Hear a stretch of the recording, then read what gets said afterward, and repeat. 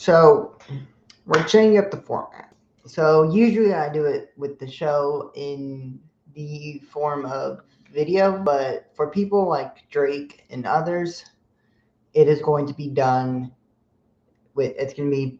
I'm going to be doing it both for audio purposes and visual. So if you're watching on chat, you'll see visually. If you're watching it through headphones or audio, then I will just say, I will try to describe everything the best I can. And, I'm finishing up the Thunder in the Cavaliers game. This is the pre-show game, so we're gonna do this today. Pre-show, gonna talk a lot about the season a little bit. We're gonna get some ready. We're gonna get ready for the game, which is, I believe, at 6:30 Eastern, and so it'd be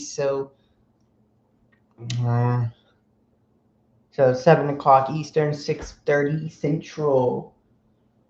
And I'm personally excited to do it because, we're gonna see who's the best of the best.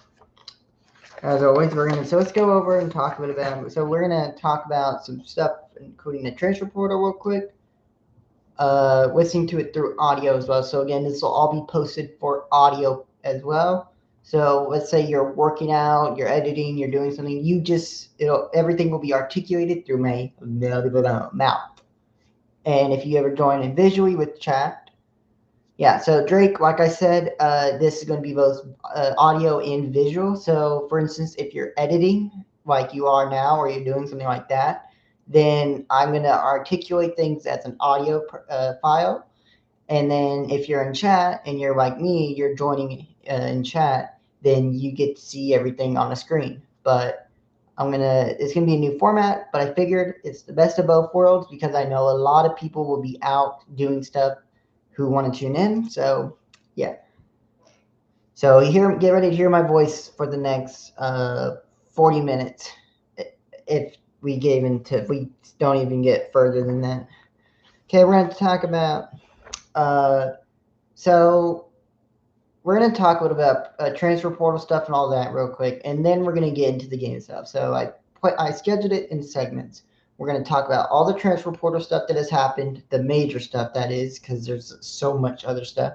And then we're going to talk about what's some of the bigger schools and what's next for them in terms of schedules and stuff.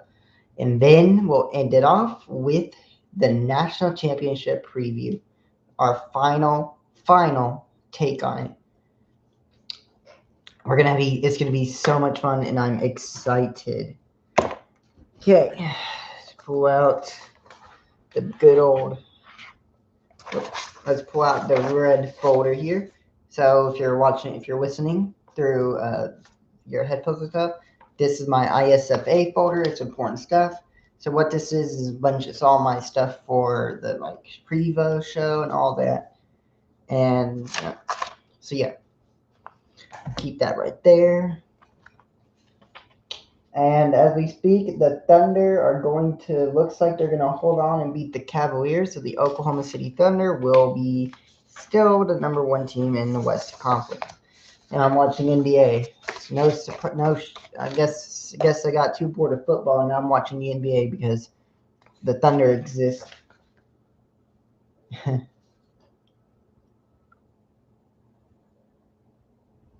Sure, go for it.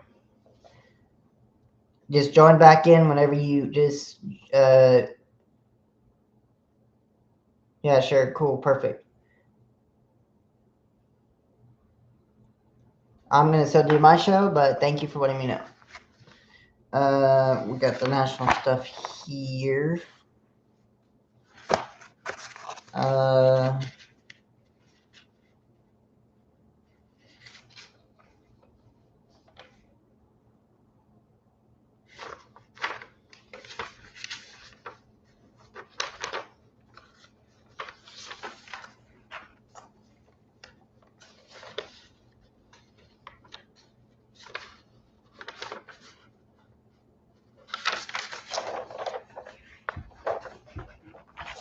Okay, so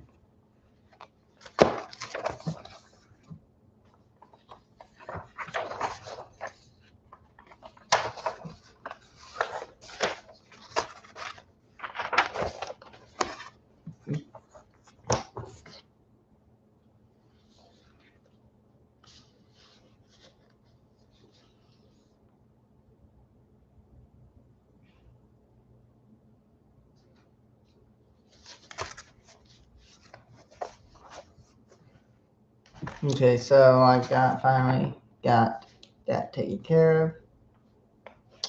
I'm gonna keep you right there for now.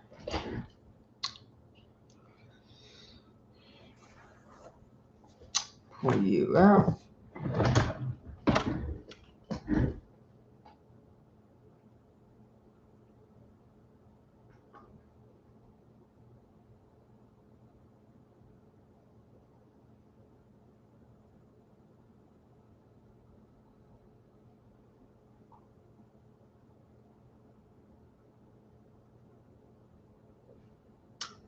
And Oklahoma City Thunder will handle business against the Cavaliers. Now I turn it to ESPN for college, whatever it's called. Bring out ESPN. I guess, well, so that's what I'm gonna do. Just have something in the background to go on, so my ADHD brain can be happy.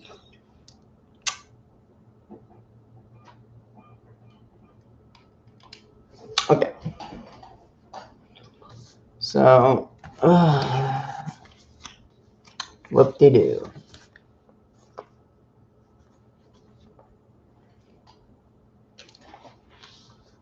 And we're going to focus in again. Let's try to focus in again.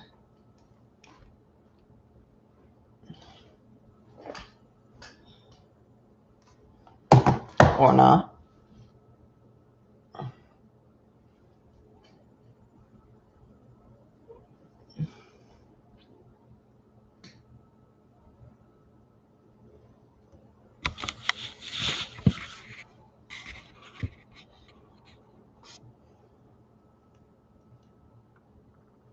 Perfect.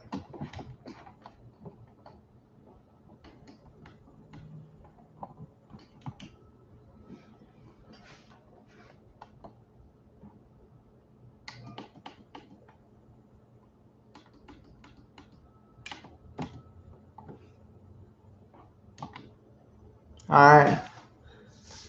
So, going back and looking at everything. So, I've got the list of teams here that I wanted to mainly talk about. So, really, I'm going to need one piece of paper. And so that'll be that. So, Damon Williams goes back to Washington and might be the worst move of, we'll see. I don't know what that situation has, but if it's true, then I don't know why you would return back. They're not going to be playing for you.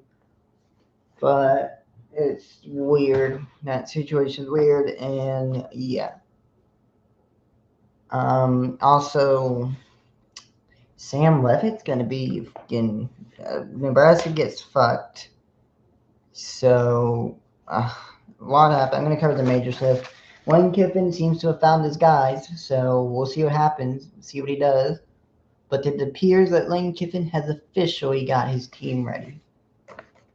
And they play Ole Miss on the first time they meet again, which would be it's gonna be awesome. And we'll get to see all that next season, which I cannot wait.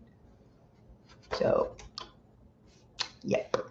I mean, now I'm just looking at it like, yeah, it's super, super, super sad that it's last game of the season. So that's near here or there.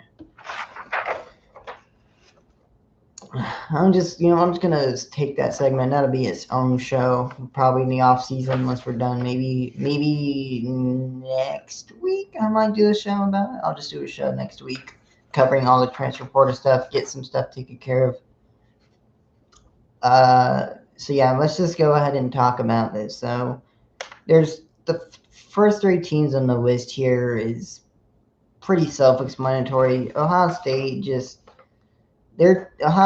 I mean, preseason number 2, They became the number one team in the nation. They held that record all the way to the very, very end when they lost to Indiana in the Big Ten title.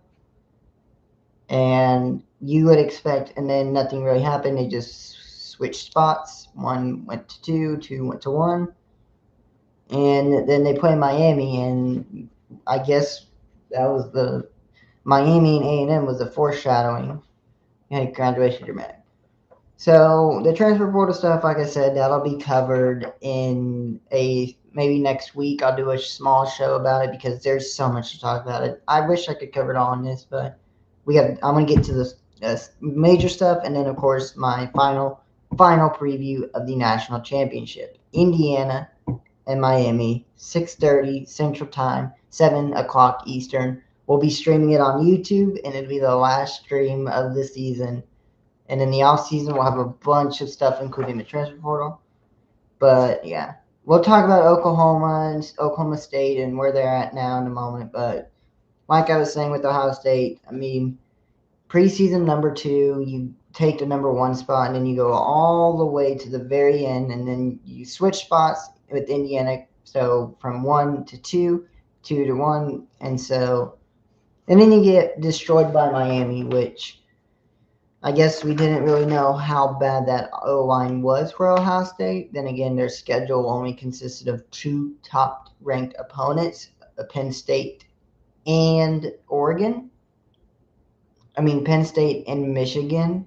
So, yeah, there is some questions, but just like Indiana, they gave us answers. But with Indiana, they kept giving us answers. And Ohio State, unfortunately, just Ryan Day, you got to run it back. Julian Sain's not going to be with you. He's probably going to fully declare for the draft. We still haven't gotten his word on that. And right now, this is a make or break year for you because next year, I don't think you're going to survive with just a loss in the playoffs. I think you need to win another national championship. Just you have the talent. Moving down the list, I'm going to skip Indiana for now because you already know Indiana. Georgia, I mean, I think Georgia's a clear-cut case of why you don't fly too close to the sun. And Georgia and Alabama kind of fall into the same category, so I will go ahead and put Georgia, Oklahoma, and Alabama in this category. It's fine. I'm going to continue the pregame show on here, but if you do want to, I think I set it to 6:30. We are going to be doing the game. We're going to be doing that live game. So from there, if you want, you can still listen through audio. But if not, then come back at 6:30, and either visual or audio doesn't matter. We're going to be the last game of the season. But I'm still going to do my show. So perfect. So, anyways, but yeah, like I said, I'm grouping Oklahoma, Georgia, and Alabama together because they're clear-cut cases of you play with fire, you get burned eventually. For one team, they got it worse than the others by a crystal ball on the bus. But yeah, I mean, I guess we'll go over the preseason and all that too. Georgia and Oklahoma and Alabama. So with Georgia and Alabama, it's just one of them. You got a very good example of a team that just does what it wants, but you just can't be living on it. You really can just group all these three and say, well, they flew too close to the sun and dude would happen. But Oklahoma was a pretty interesting one. I think they hit above their weight this year, which is awesome that they did. They were able to go toe-to-toe with Alabama, Tennessee, LSU, Missouri. Even a bad LSU team, they were able to go toe-to-toe. They were able to go toe-to-toe with Alabama in the playoffs. They were able to they went toe-to-toe with Ole Miss. So all three of those teams, it's an evaluation next year. So Brent Venables, you've saved your job for now, but you got to get John Mateer back in full shape. Notre Dame, just fucking join a conference and make all of our lives easier. Oregon and Ole Miss, you guys are just the unfortunate ducks of the playoffs. I feel, especially you, Oregon. You were not. Oh dear, I'm not even gonna talk about that game. A&M was a fraud from the beginning, and they only played the bottom tier part of the SEC. Texas Tech, the NIL money that's what happens when you buy so much money in NIL. You don't have a team to go take you with the offense. You sacrificed your defense for the Big 12 in order to have you sacrificed your offense to have a capable defense, and that's what ultimately we do. Tulane, Virginia, whatever. Griffin 5. Talk about you on a separate show. But two other teams I want to go ahead and talk about. Vanderbilt and Texas. So Texas had high hopes for you, but I'm kind of glad you got left out because I did not want Red River to influence the committee at all. And Vanderbilt, well, you're not going to have a Liga Pavia next year, so we'll see if you regress, which you might regress. I do not know. But that's where we sit at right now. Alright, so that's that segment. Let's go ahead and go straight to the national title. So, whoop, this right here. Whoop-de-doo. If I do that, and then this.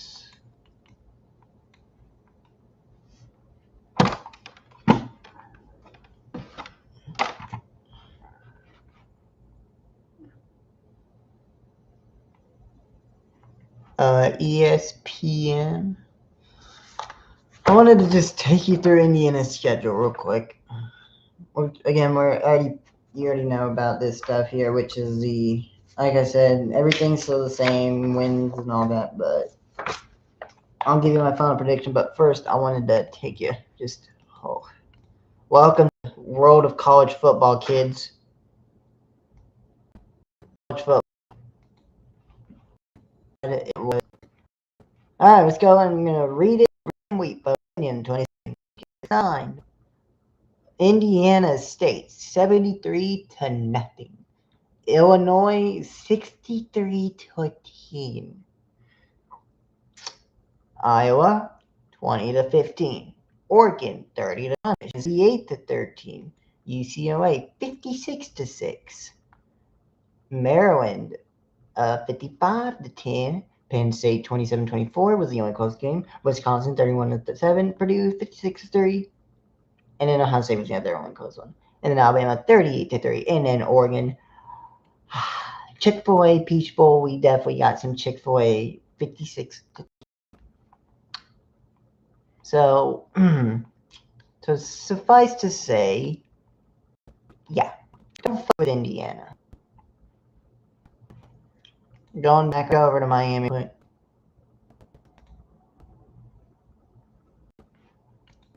go over to Miami schedule look a lot different. Notre Dame 27-24. Whatever. Cupcake. South Florida 49-7. Florida State 28-22. It was bad. Louisville is their only loss. Stanford 42-7. SMU was the loss. And then Syracuse 38-10. NC State 41-7. Virginia Tech 34-17. And Pittsburgh 38-7. And then A&M 10-3 and 24-14. Ohio State. Ole Miss 31-27. And man, they had to play Indiana. So you tell me who's the better team. All right. It was minus 8.5, right? Minus 8.5. Now it's bet down to minus 7.5. Okay. So my minus 7.5. So if I was you, I would be taking the money over this. I cannot believe it. Number 10 versus number 1. A fucking parody writes itself. Anyways. So I've been rattling with it all day long. I'm sticking with my gut. I'm going to take Indiana minus 13, minus 16 and a half. So I'm going to take the Hoosiers to get the job done in a blowout fashion. Close in the first half, but then Indiana starts to pull away in the second. So I just don't trust Carson Beck to not have mistakes. If he doesn't have a single mistakes and they somehow still lose, at least we know Carson Beck's good. But if they have mistakes and they win, whatever.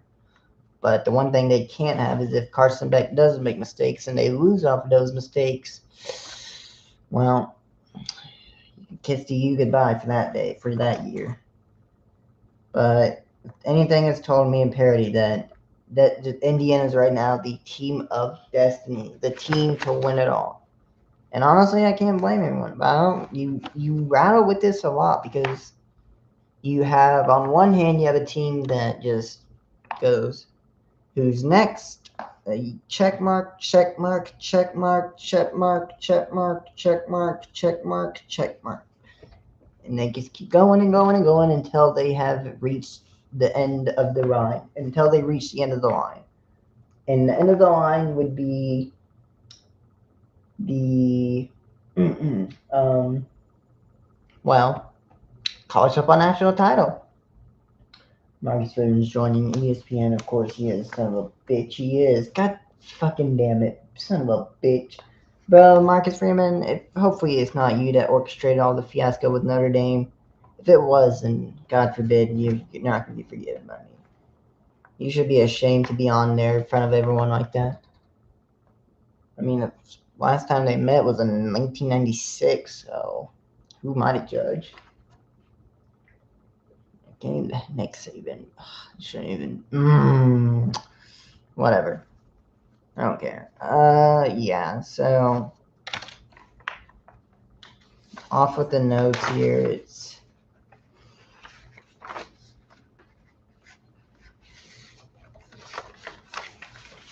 I just don't. If you're wondering who I feel like has most of the edges in this game, I'd say Miami. If you're talking about who's not going to make the mistakes, I'd say Indiana. Here's where I stand. If Miami can rush against Indiana, and Mark Fletcher can get the run game open and get some pressure off Carson Beck, they have a chance. But if Indiana strikes first, like they did against Oregon, I don't expect Miami to recover because Miami has always had a lead this entire time. A&M was the only time they didn't, but whatever, that was a weird game now. But they had a lead against Ohio State, against Ole Miss.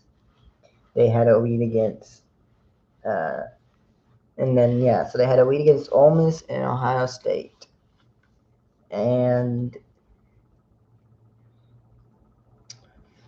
they get behind the six this time. It'll be the first time they're actually not. And it's hard because on one hand you expect it to be a good game, but on the other hand your gut feelings telling you that this is going to be an absolute wreck of the game. I'll probably end the live, probably be like an end the live stream in the first minute game. Because if Indiana scores 2 touchdowns in the opening drive, this game is not going to go the way Miami wants to go. So if you're wanting my opinion based off of this season, the room is open for Rocky Balboa, but I think this time the script has other plans for Ivan Drago. But what did I tell you? I mean, the underdog usually wins, but you're going up against a team that just put up 56 points against Oregon, a great Oregon team at that, a team that was able to go toe-to-toe with Indiana previously and some keep it close.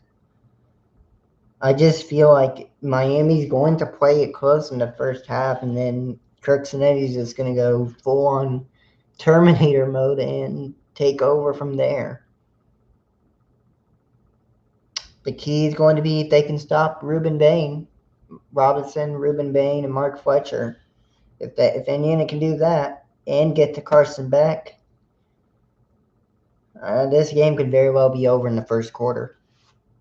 So I know it's a lot to take in because on one you want to go with the underdog, and if you do take the underdog bet, you're basically going to get the best. You're basically going to become a millionaire if you bet with Miami. But on one hand, if you do not get the right bet here, this could hurt your money real bad. And don't let that 15-0 record fool you. Indiana does have an elite, but just once again, I go back to this. Indiana has 3-star two to 3-star linemen and players. Miami has an elite players up front. And the fact that these 2 3-star players who are seniors were able to put up what they did against Oregon, it doesn't matter. I don't think it matters. I don't think your talent is going to outmatch a team that doesn't have talent. Indiana has no talent. They are a talentless team. But what they have is players that are willing to go fight for Kirksonetty. And if it means having to bunch everything up into a single game, then that's what they'll do. They did it against Alabama. They did it against Oregon. They did it against Illinois. They did it against Ohio State. They did it against Penn State and Oregon again. And I think if you're going off of battle-tested, even though they haven't lost yet, Indiana has played more close games than Miami has in losses. Because the one thing that you cannot underestimate is to have the ACC teams be compared to the Big Ten teams, because that is way off. I would tell you right now, if you put Indiana in any other conference that's not named the SEC, I guarantee you they would steamroll the entire conference by double digits. Every game, just like they did in the Big Ten. So they're showing Miami where the Orange Bowl was, but it's going to be who has a better crowd and who's going to show up first. Whoever lands that first punch will probably set the mood of this game. So kind of where we're at. I'll take Miami. Give me Miami over. Give me Indiana over Miami. I'll give me minus 16, and I'll say the final score, my final prediction, Indiana 42, Miami 26. Sorry, that's the wrong game. Sorry, wrong game.